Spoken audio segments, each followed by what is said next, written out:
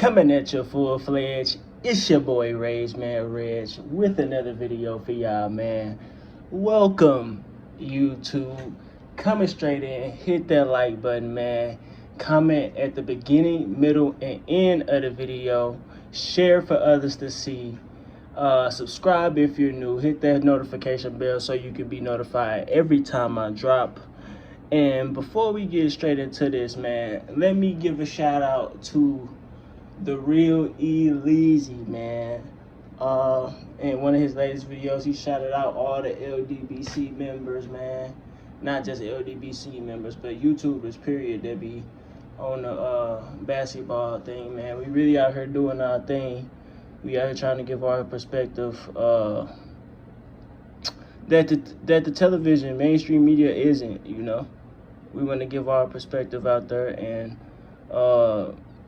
that's what we doing. So shouts out to him for giving all of us a shout out. I'm gonna put his channel in the description below so y'all can check out his content also. So let's get straight into this. So as recording this video,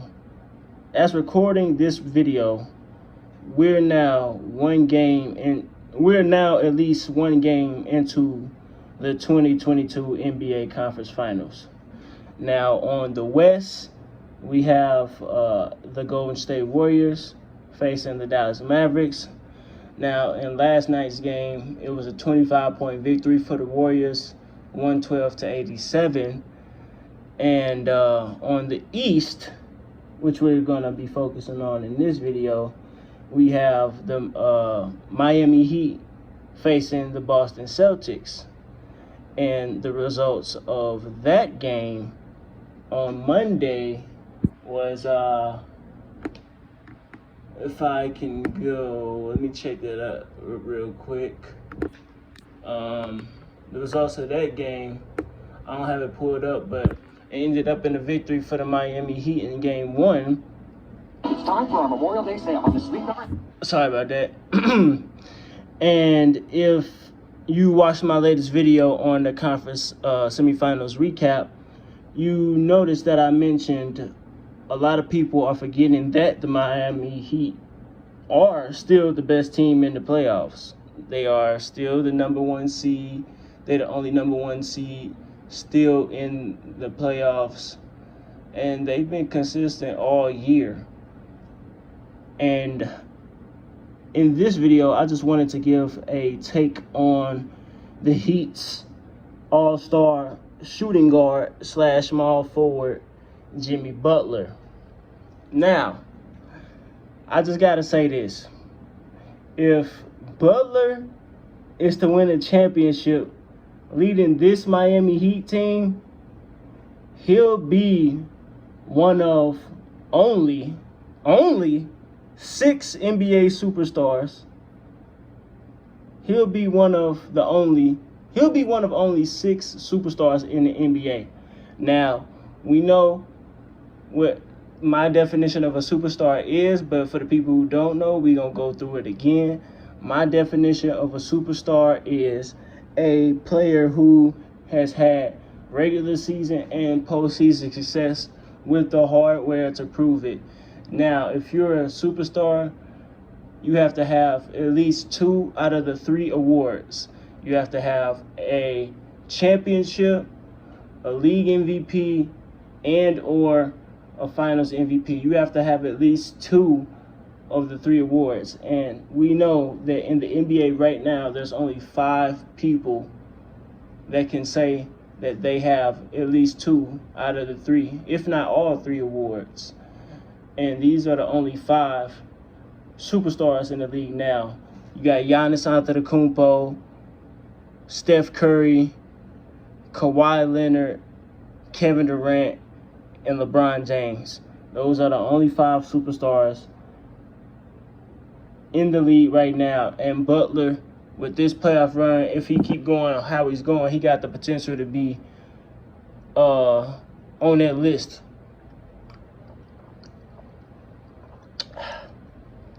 Now, at 32 years old, Butler is a 6-time All-Star, 4-time All-NBA, 5-time All-Defensive Team, 2015 Most Improved Player, and the 2021 Steals Champion. Now, Jimmy Butler has always been one of my favorite players. I can date back all the way to when he was on the Chicago Bulls. He's always been one of my favorite players. And all my favorite players vary for different reasons.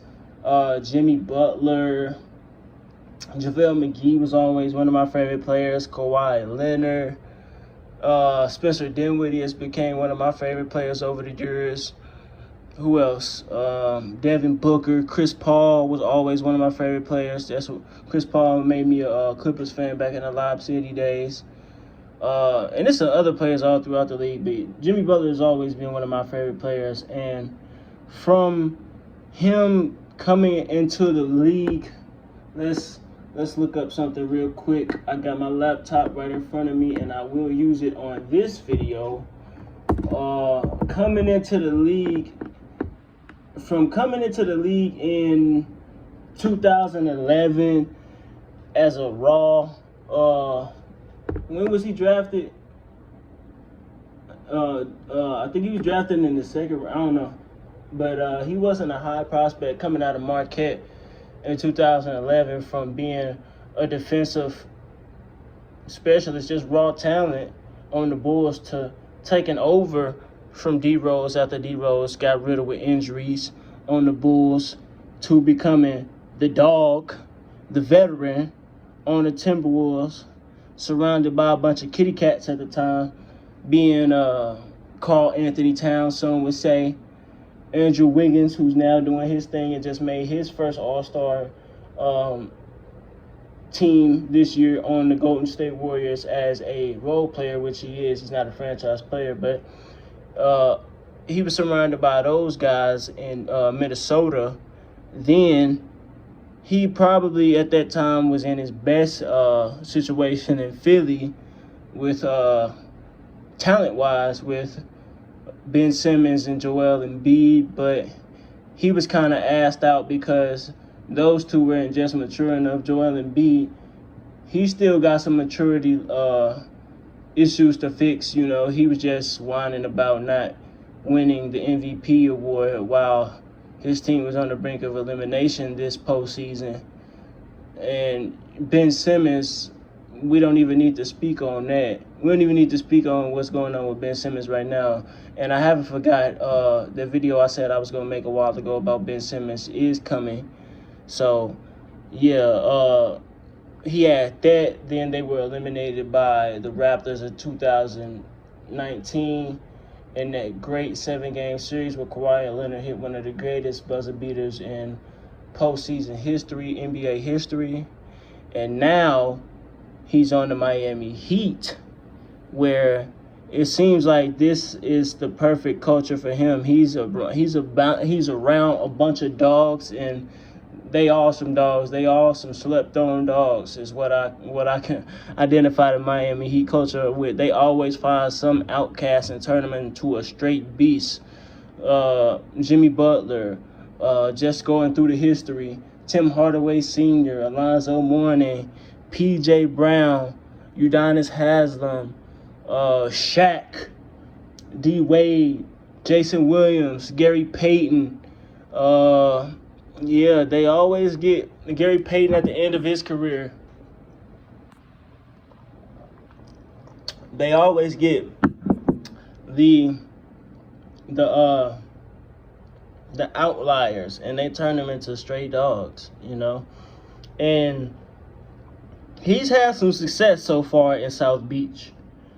When did he join South Beach? He joined Miami in the 2019-2020 season. So far in Miami, he's been a 2-time All-Star in 2020 and 2022 this season. He's now been to 2 Eastern Conference Finals with Miami. He went to the 2020 NBA Finals in the Orlando bubble, of course. It was in the bubble, actually. Led by Butler.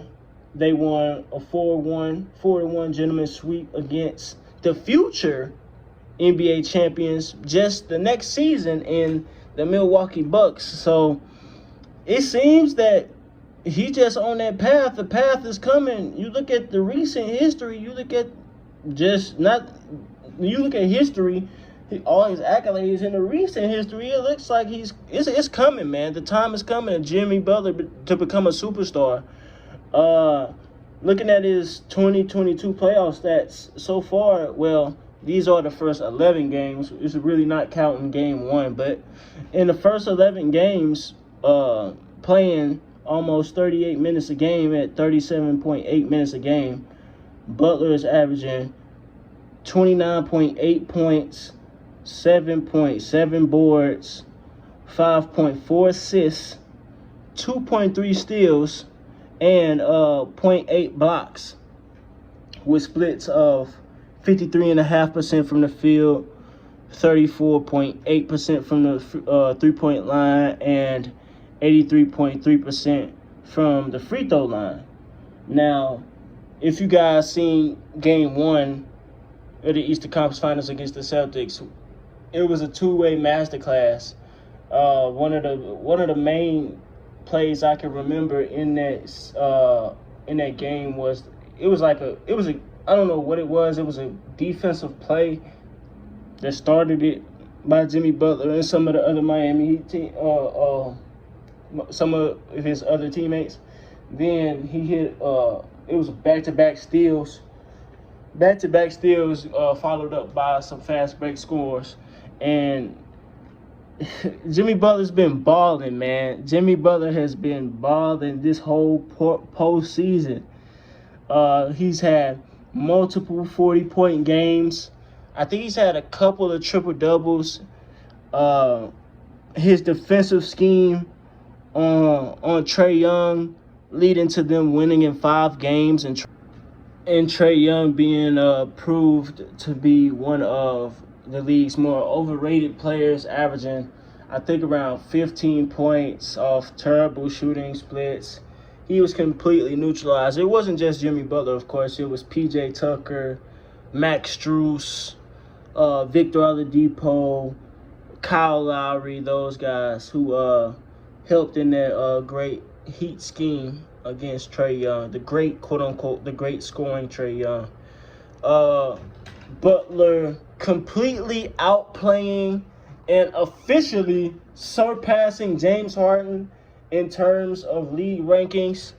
A lot of people have been talking about this. For the longest, Harden was looked at as a better player. Consensus. Than Butler because of his accolades. You know, he had the scoring titles in Houston, the deep playoff runs, the league MVP in 2018. But now, like, all that is gone. We just went over Jimmy Butler accomplishments. Jimmy Butler made the finals. Like, James Harden, outside of his years in OKC with Kevin Durant and Russell Westbrook, has never made the finals. So we got to take that into account. Jimmy Butler is just as successful, and he's still successful. I think he's in his prime right now. We gotta admit, like, it's time to admit, y'all. Butler is a top 10 player in this league. He's no longer top 15, top 25, top 30. Jimmy Butler is a top 10 player in this league, and I want to wait until the season over so I can make some changes in my rankings. I already said I don't think Chris Paul is a top 10 all-time point guard no more. I just don't. Not after all of those blown 2-0 leads, man. I can't put you in the top 5 point guards. I think Nate Tiny Archibald, while he didn't have help, when he did have help, later on in his career, he became a player and adjusted to a team sacrifice to become a champion in 1980 when he was way out of his prime. So, and I think he was a better individually. He just didn't have any help back on those Kansas City Kings. So I'm gonna want to wait until I change some rankings to the season over. But Butler's definitely a top 10 player in this league right now. And he's doing all this. What's the Heat record right now? The Heat record right now in the playoffs, they won 5 against Atlanta. They went to 6 against Philly.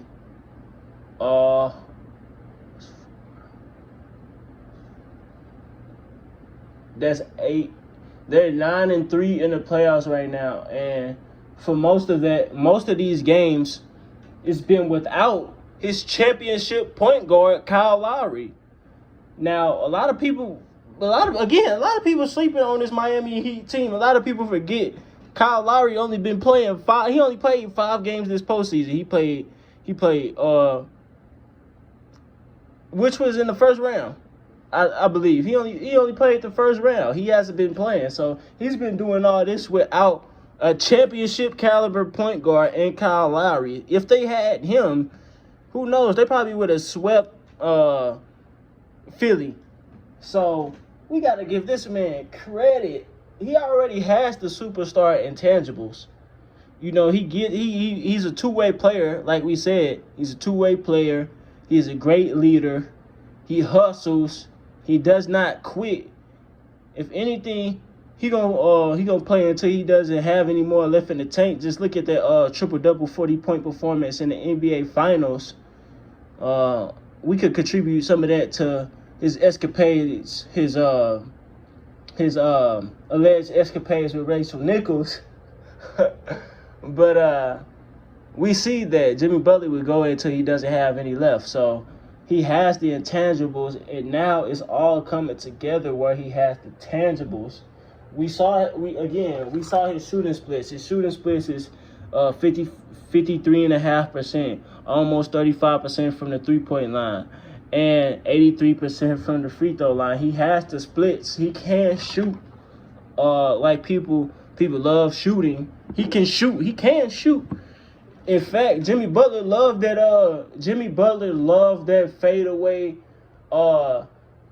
fadeaway, three-point shot on the right wing, bro. I swear I done seen that man shoot that shot hella times, bro. I see it. He loved that shot, so he can shoot, and he got multiple buzzer beaters off that shot. He's getting the he already had the intangibles. He's getting the intangibles. He got the team. He got the culture. He got the best record in the East. And right now, he's the best player in this series, and arguably the best player left in the playoffs outside of Steph Curry. So let's give him credit. Now, what I'm noticing, I'm kind of noticing a similar. I already knew it, but excuse me. I'm noticing it now more than ever is the similarity between Butler and Kawhi Leonard. Both of them kind of started off as defensive specialists. Then they as they got older, they kind of got into their offensive bag. And now they just complete players, bro. Like, two-way, that's kind of a new term, but they are like complete players now. And they the most potent players. They can rise up anywhere, get a shot. They strong.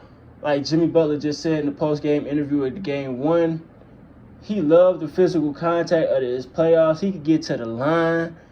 Like Shaq just said when he got in an argument at Charles Barkley last night, Jimmy Butler at that stage of his career where it don't matter what the obstacles is on the defensive side, he's going to get 40. Like, we all noticing that Jimmy Butler is making that transition. Superstars, no matter the defensive scheme, you can't stop a superstar. You can only contain them. Well, that's kind of true because Kevin Durant just got completely stopped.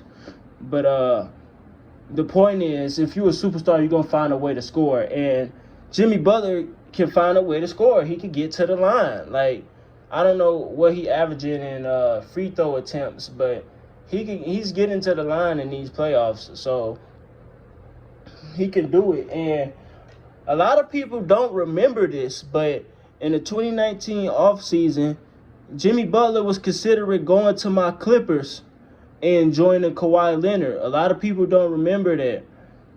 But obviously he wanted his own team. He believed in himself.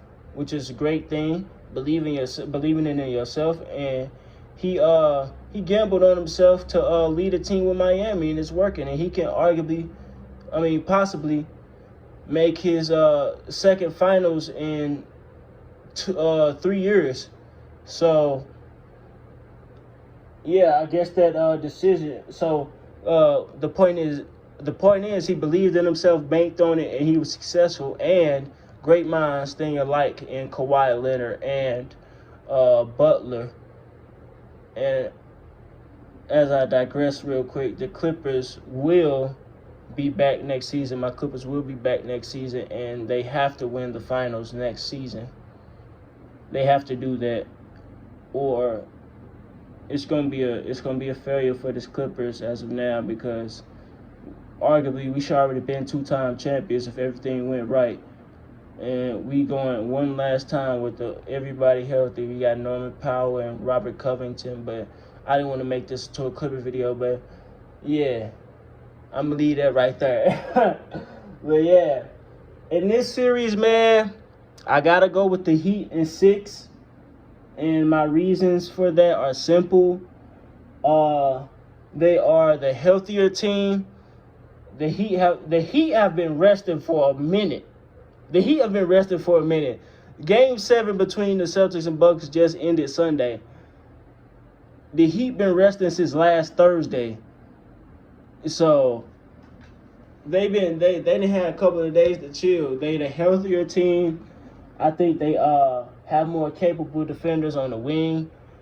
Again, Max Strus, Victor Oladipo, PJ Tucker, who's been doing a great job for Miami.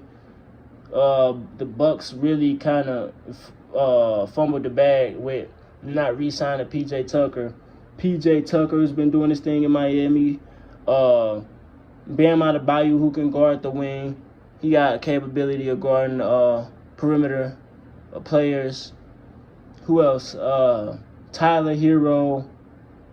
If they want to play him, Duncan Robinson, whose minutes been drastically reduced. And when they had him, Kyle Lowry, I think they got more defenders. I don't think Boston really have any interior force where they really got to clamp down on the inside, but they could do that too with Jimmy Butler, Bam, and PJ Tucker. I think they got more offensive weapons too. I think it was in Game 5. It might have been in Game 5 in Round 1 when Victor Oladipo had a standout game. I think Jimmy Butler and Kyle Lowry was out one of them games, and Victor Oladipo was the player of that game. They got Victor Oladipo. They got 6 Man of the Year, Tyler Hero. They got PJ Tucker, who was deadly from that corner 3-point, that wing 3-pointer. They got Bam Adebayo. They got Max Strus, who's blossomed into a pretty solid player for this team. If y'all been watching the Heat games. And who else they have? Duncan Robinson again, whose minutes have been drastically reduced. But yeah, I got the Heat in 6. I think they more battle tested. They got a little more experience. I think their star is a little less streaky than the Celtic star, and Jason Tatum. And I think he's a little better on both ends. Even when he doesn't perform offensively, he's always going to perform on the defensive end. So, yeah, those are my reasons why I got the Heat winning at 6. Who do you have winning in the Eastern Conference Finals? Period, on the West and East. Tonight, who do you have winning tonight between the Heat and the Celtics? And in how many games? Will this year be Butler's ascendance into superstardom? Will it be? And does he become an all-time great Heat player? Compared to the stuff he's already done now, I mean, just saying what he's done now, is he already an all-time great Heat player? Y'all let me know, man. Comment below and let me know. Answer the questions. Let me know about what you thought about this video. Like, share for others to see again. Subscribe if you're new. Hit that notification bell so you can be notified every time I drop. If there's a particular topic you want me to speak on, hit that link in the pinned comment section below and donate to the Rage Man. And I'm out.